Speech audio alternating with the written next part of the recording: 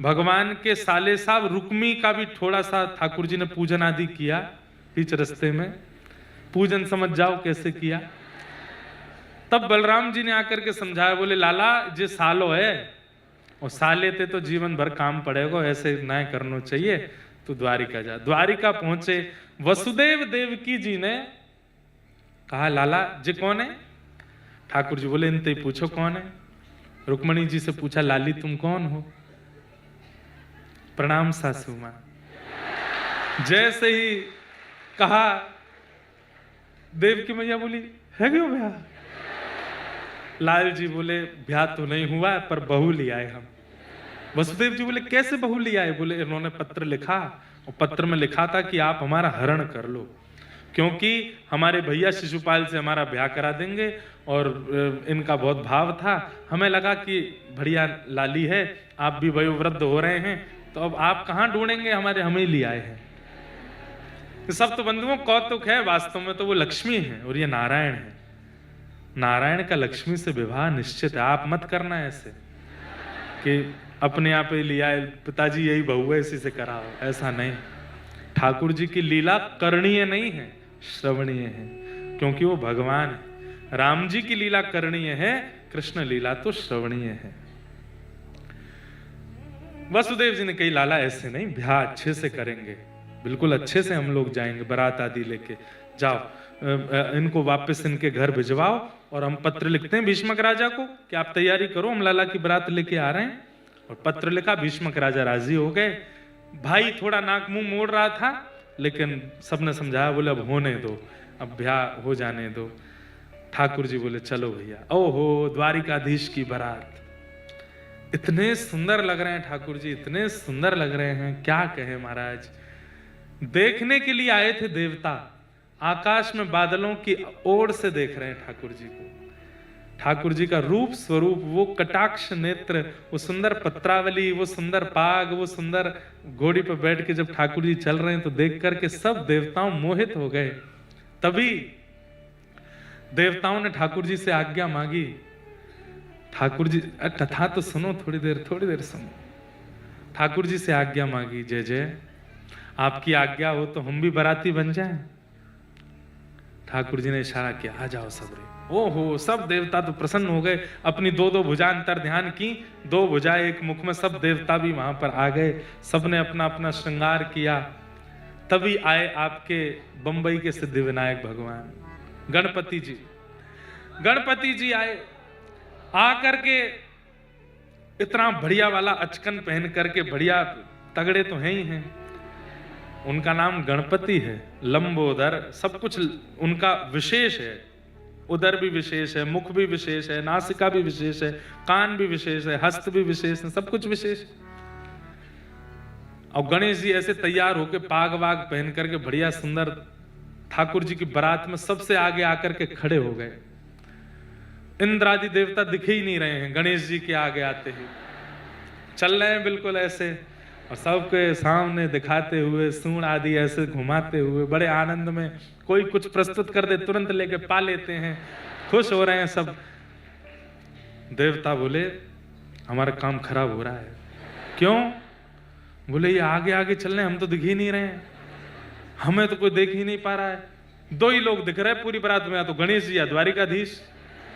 बोले क्या करें? बोले कुछ करो, इनको पीछे भेजो यहाँ से। बोले कैसे भेजें इनको पीछे? किसी पे बैठ गए तो उसके तो। तब इंद्र गए, गणेश जी बड़ी चिंता में हूं मैं तो। गणेश जी बेचारे बड़े भोले हैं, बड़े जितने बुद्धिमान उतने ही भोले, उतने ही सरल हैं। भोले बाबा के लाला हैं, भोले भी। तो क्या बात है, आप क्यों चिंतित हो इतने? अरे इंद्र आप तो हमारे राजा हो देवताओं के, क्या बात मुझे बताओ। हमारा नाम विघ्न हरता है, हम विघ्न ही हरण करते हैं, आपका क्या विघ्न है बताइए। नहीं बताने से कोई फायदा नहीं, वो उसका कोई हरण कर नहीं सकता। अरे हम गणपति हैं, देवताओं के गण जितने भी हैं उनके स्वामी हैं गणेश जी। आपने किसी देवता से आराधना की और उससे कहा हमारा ये काम बना दो, वो अपने गणों से कहेगा जाओ भाई इसका काम बनाओ। वो गण भी देवता के बाद फिर गणेश जी से आज्ञा लेते हैं, आपकी आज्ञा हो तो जाएंगे, गणेश जी आज्ञा देंगे तो ही काम बनेगा, नहीं तो नहीं बनेगा, चाहे कितने देवताओं को रिझाओ। तो गणपति इसलिए विघ्न हरता, प्रधान देव है, प्रथम देव है, जो देवताओं का भी विघ्न हरण करे वो गणपति। तो इंद्र से कहा क्या बातें बताओ। बोले सब जा रहे हैं, पूरी द्वारिका खाली हो गई है, ठाकुर जी का भंडार है, इतना सब यहां धन संपत्ति सामग्री है, बड़ी चिंता में है सब, ठाकुर जी भी चिंता में, हम भी चिंता में कि पीछे से द्वारिका को कौन संभालेगा। ये सब चाबियां हैं तिजोरी की, सब चोरी हो जाएगा, सब लुट जाएगा। गणेश जी बोले आप इतने दुखी मत हो, आप सब जाओ, मैं रुकता हूं ना यहाँ पे, लाओ सब चाबी दे दो हमको।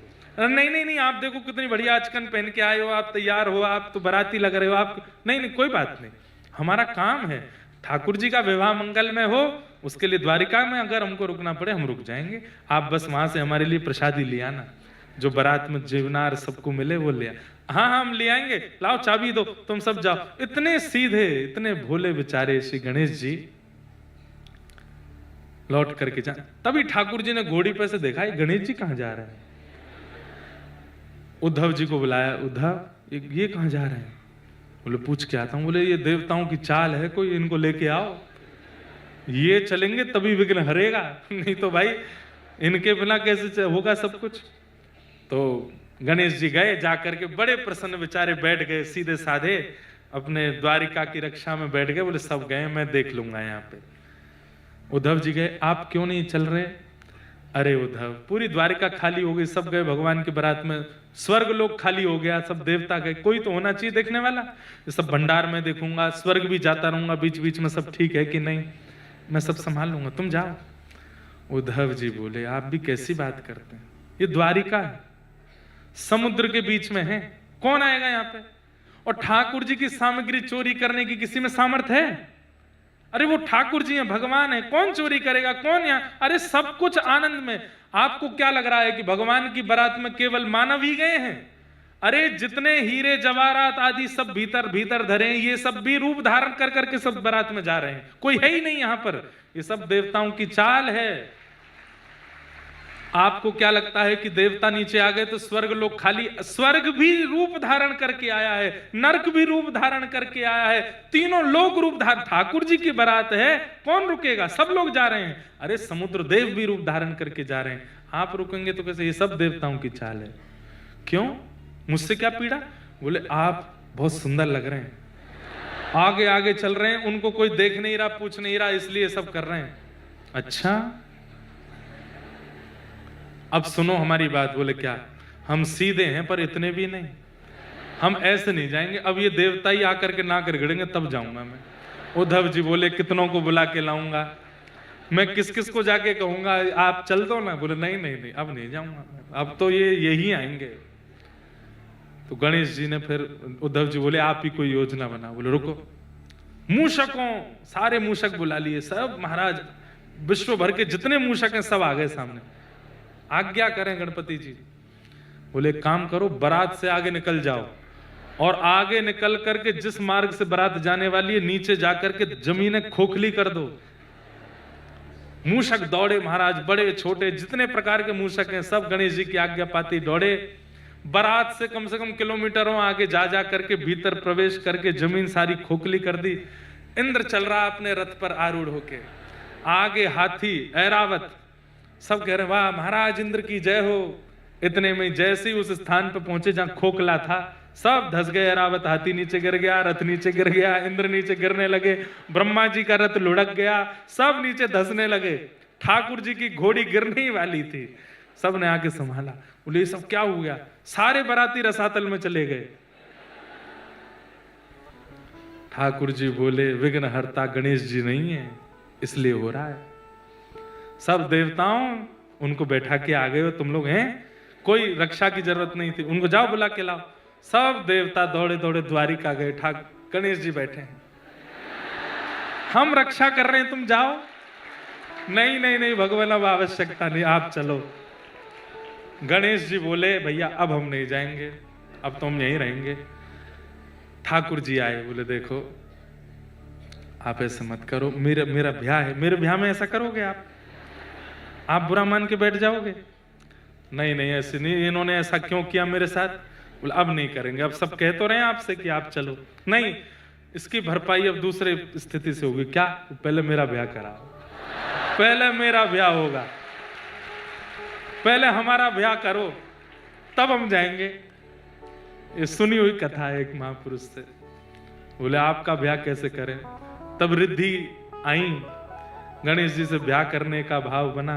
गणेश जी बोले देखो हम बहुत व्यस्त रहते हैं विघ्न हरण करने में, सबके काम बनाने में, एक पत्नी से हमारा पारावार नहीं होगा। प्रसाद आदि बनाने और सब व्यवस्था बहुत ज्यादा है हमारी। 2 ब्याह तो रिद्धि सिद्धि दोनों आई। ठाकुर जी दुल्हा बन के पहले उनका ब्याह कराए, उनके भामर बढ़वाए, और जब बिल्कुल सब शादी आदि संपन्न हो गई, रिद्धि सिद्धि दोनों आई, ठाकुर जी बोले अब ठीक है। बोले हाँ अब हम चलेंगे ब्याह में, अब लग रहे हैं हम बाराती से। अब रिद्धि सिद्धि दोनों तरफ, अब तो दुल्हा एक आगे चल रहे, गणेश जी पीछे चल रहे, द्वारिकाधीश। ऐसे करके ठाकुर जी की बारात जैसे तैसे कौंडन्यपुर पहुंची। आहा, वहां जाकर के जैसे ही ठाकुर जी का रूप देखा, सब कुंदनपुर निवासी मोहित हो गए और रुक्मणी जी का विवाह मंगल हुआ। बोलो रुक्मणी रमण भगवान के।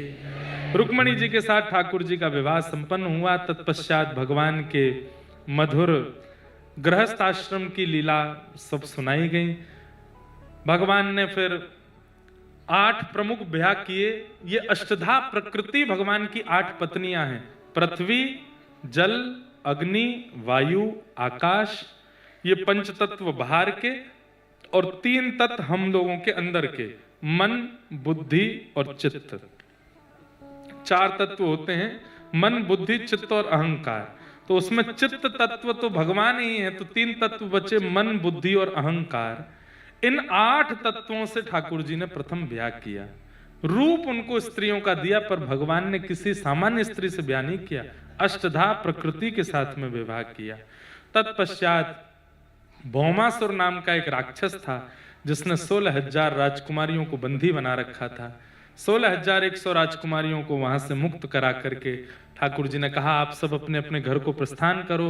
उन राजकुमारियों ने कहा हमको पूरी दुनिया अब हीन दृष्टि से देखेगी, कौन स्वीकार करेगा हमको? माता पिता भी कुछ दिन स्वीकार करने के बाद ताने देने लगेंगे। किसी से ब्याह हो गया तो वो भी हमसे कुछ ना कुछ अनर्गल वार्तालाप करेगा, कभी ना कभी हमारे पूर्व के जीवन की कोई बात कह करके हमको अपमानित करेगा। इससे अच्छा तो हम विष खा करके मर जाती हैं। ठाकुर जी बोले नहीं, हम स्वीकार करेंगे। और 16,100 राजकुमारियों के साथ ठाकुर जी ने 16,100 रूप धारण करके एक एक मंडप में एक एक कन्या के साथ अलग अलग फेरे लिए ठाकुर जी ने। तो क्योंकि वो समर्थ हैं, वो एक साथ 16,108 रूप धारण कर सकते हैं, इसलिए वो भगवान है। कर्तुम कर्तुम अन्यथा कर्तुम समर्थ ईश्वर है, इसलिए उनका विवाह हुआ। तत्पश्चात भगवान की दिनचर्या गृहचर्या का वर्णन किया गया। तत्पश्चात सुदामा जी का मधुर चरित्र सुनाया गया। भगवान के परम मित्र श्री सुदामा जी महाराज आज गए हैं ठाकुर जी का दर्शन करने के लिए। भगवान ने सुदामा जी को सब कुछ प्रदान किया। सब कथा आप लोगों ने खूब विस्तार से कई बार सुनी है, हम उसको ज्यादा विस्तारित नहीं करेंगे। भगवान ने अपने यदुवंशियों को समझाया कि मैं तुम्हारा पिता हूं, पितामह हूं, रिश्तेदार हूं।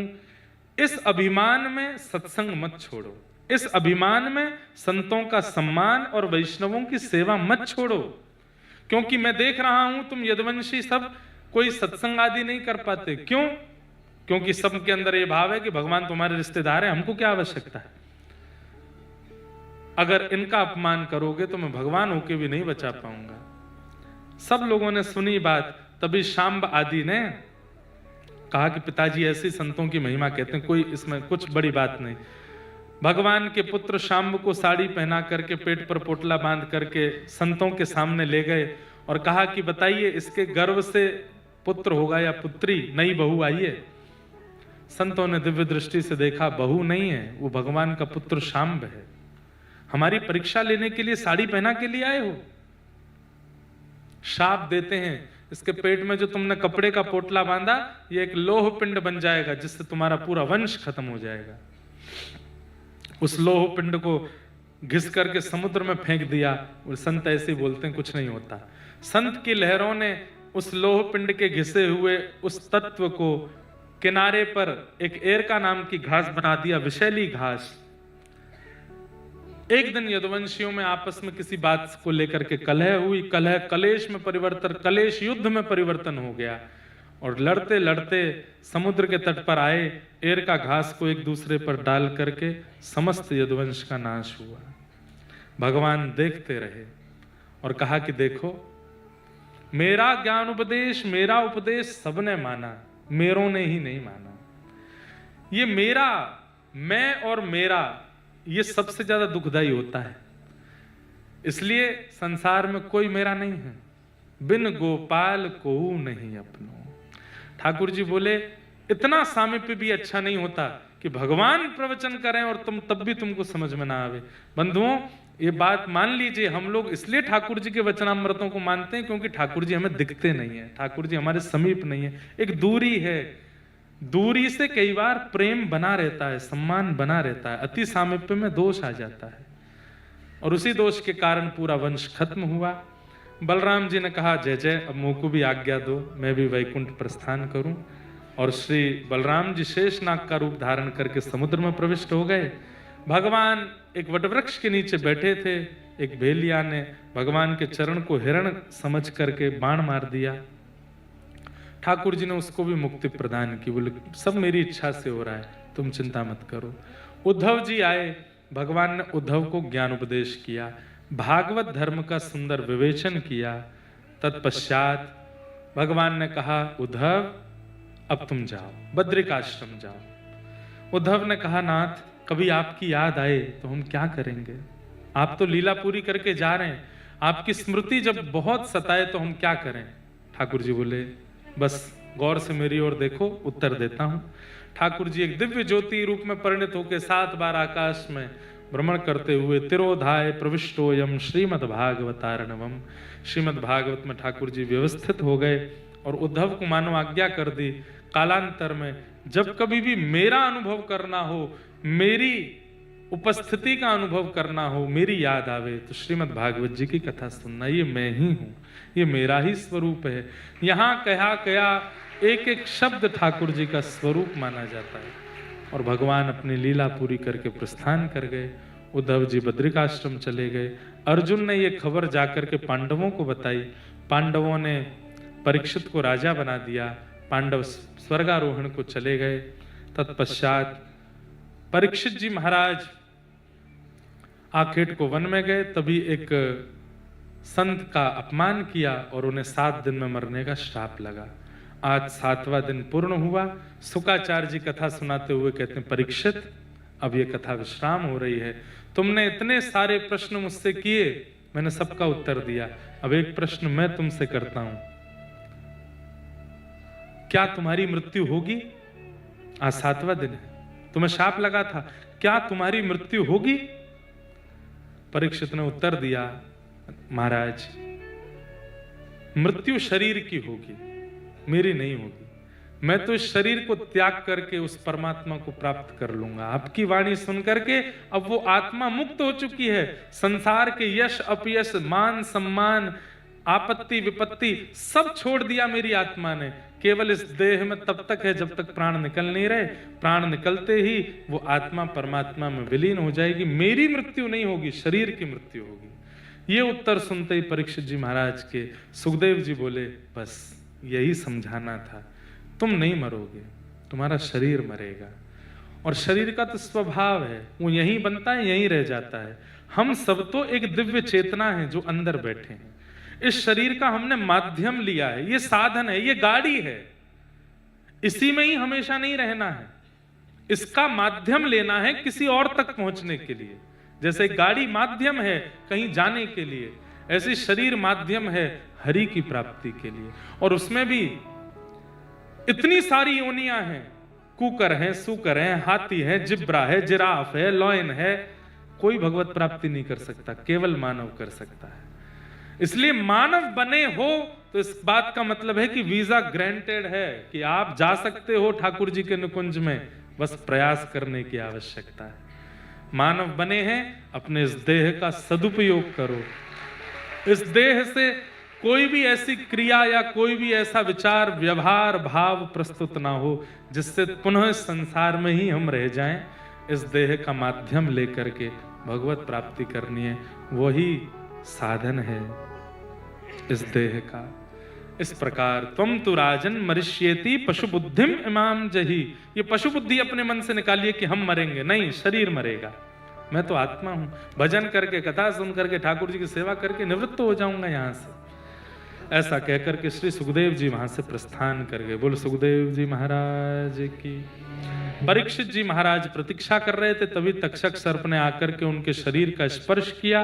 पांच भौतिक देह जल करके राख हो गया और दिव्य चेतना परीक्षित जी की विमान में बैठकर के वैकुंठ को प्रस्थान कर गए। श्रीमद् भागवत महापुराण की। मार्कंडे जी को भगवान ने प्रलयकालीन दर्शन कराया, आदि आदि सब कथा के क्रम रहे, सबको हम प्रणाम मात्र करते हैं।